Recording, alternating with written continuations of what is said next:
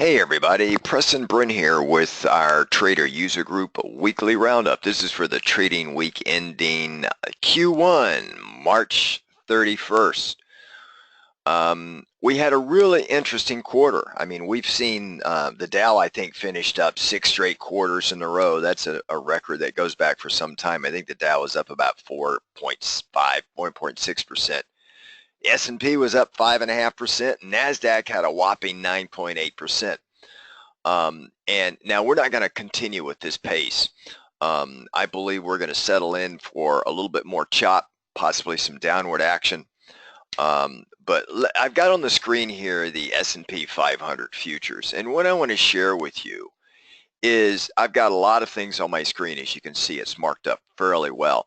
But let's just kind of focus on a couple of key things here. So let me just zoom in a little. You can see here we've got a 2017 all-time high, 2401, and then since then we've basically been in a downward track, right? You can see that downsloping trend line right there as it's moving down, and then I've put also on here an upsloping trend line that goes back to December of last year. And you can see we're going to come to a decision point right in here as we're going to coil up. And now the question is, are we going this way or are we going to go this way? Now, I do believe the charts suggest we're going to be going in this direction right here. All right. Now, I've been telling our members in our user group that we can expect a little bit of a dip. In fact, we're in a buy on the dip environment. And I say that because we have no divergences in almost all the indexes. We have no divergences in the core underlying strength of the market, meaning the percentage of stocks that are over their 200 EMA and over their 50 EMA. We're getting a little bit in the 50 EMA percent of stocks. So it does show a little bit of near-term weakness, but I don't see anything draconian. I don't expect more than, anywhere from a 3 to a 6 or 7% pullback from these highs right here. All right, and if you take these highs right now at 2401, right, and you take 5% of that, that's about 120 points. And if you subtract 120 points from the 2401, roughly, it takes us down to about 2280, right in that area right there. Now, there's a lot of things that we would need to go through support-wise to be able to get there. But I'm calling more for around a 2300 area. You can see I've got an area of congruency here. First with a fib 50% extension off prior pivot highs and lows. You can see a key price level there as well. And then so I see 2300, and it's a psychological number as well. I see that as kind of a near-term harder line support. And then you can see over on the left-hand side of the screen here, I've got volume over price, and there's another area right here sitting right at the 1.38 Fibonacci extension of prior pivot highs and lows. So we've got a lot of ample support beneath us. And short of any kind of geopolitical event or anything really crazy, I don't see us getting much lower than that. But I do believe that we're going to dip a little bit more from these highs here. I mean, if I just look at it and just do a quick, I'll turn this into a price ruler and just kind of come down. We came down around 3.5%, right, roughly, to hit this level right down here, which was around 2317. And that was off the highs of 2401, give or take, so about 3.5%. But I do believe it's going to carry it down a little bit lower. We're in a little bit of a contra move to this downsloping line. Now, in addition, with this move lower, we're getting a very slow but subtle slow grind higher in the VIX. We had the VIX close up on Friday, and then as we got closer to the end of the day, the markets kind of sold off a little bit, right, and went into the red. including the Nasdaq. The only one that finished in the green on Friday was the Russell. But you can see here, looking at the daily chart of the S&P 500 E-mini futures, we got a couple of key areas here. We've got the 50 EMA, and we've got this upsloping trend line. And then we've got this one right here providing resistance. And we are making lower highs as we go forward and lower lows. That's the classic definition of a trend. Now, we need to have, I think, either 2 touches on this bar. That touch doesn't count. So if we come up into this area here, I would suspect more shorting, which should take us back down. That's what I would suspect. If we do break out of this and come up, then the next key level I'm going to be watching is the prior pivot high, right around 23.90, which also happens to be close to our all-time high at 24.01. But if we don't take out our prior pivot high, then the odds favor us to come back and test this low down here. And this low down here is, like I said earlier, it's sitting at 23.1775. So that's kind of where I'm seeing this. I do see a little bit more weakness. Now remember, as we went into the end of the quarter this past month, or this past week rather, we did have some window dressing with some big firms, and you could see some money moving around and shifting and so forth. But that's kind of where we're sitting, and we're well off of the 2017 open price at 22.40. Okay, we're still well off of that. But you know, if we get a price move of 5 to 6%, we're going to come down and challenge the 2017 open.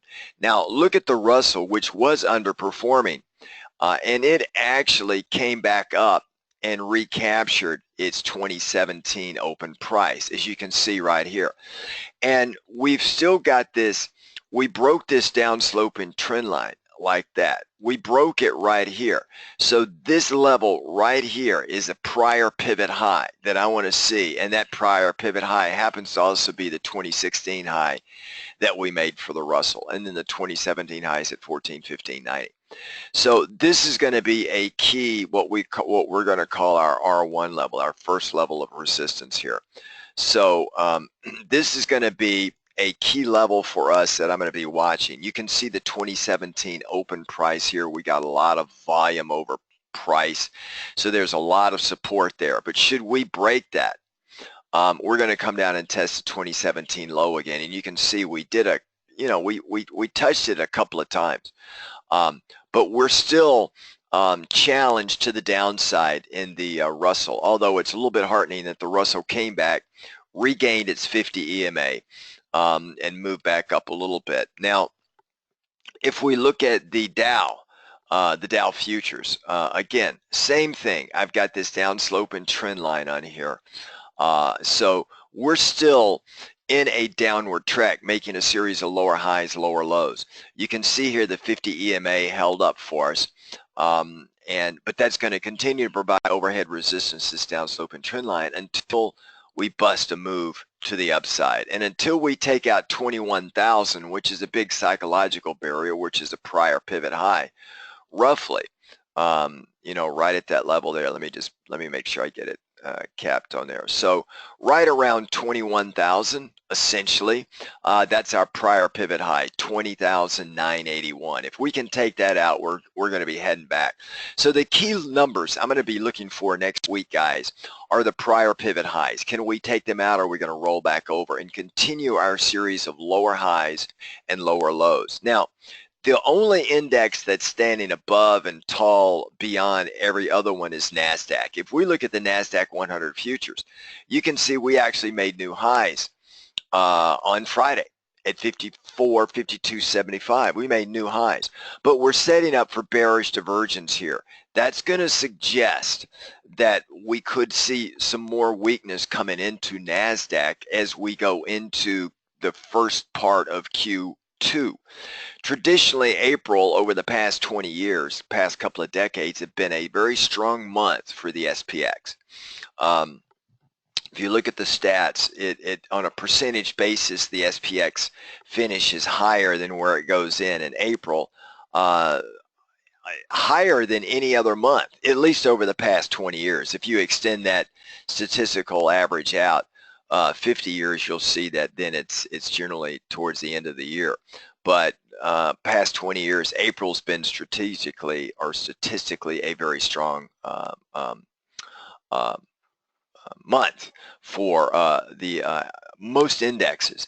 But that's why I believe we're going to be setting up for a little bit of weakness here. So that's kind of what I'm looking at across all these indexes, guys. Now, if we look at volatility, the VIX actually finished up 0.83. You can see here we're still in the green zone, so that indicates that we've got a lot of complacency in the markets, right? I mean, there is still a lot of complacency here, but and it won't take much to get us much over the 12.5 up, and I think the risk is more to an upside move involved than downside. And now that we've gotten through Q1 and we're kicking off Q2, and we got earnings that are going to start up for Q1 in about 2 weeks, we're going to see where corporate earnings are putting themselves.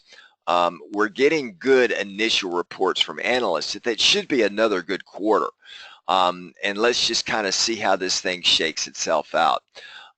We got a couple of risks out there. We've got some preliminary elections in France, and the populist movement at the end of April, and then the final runoff for president in May.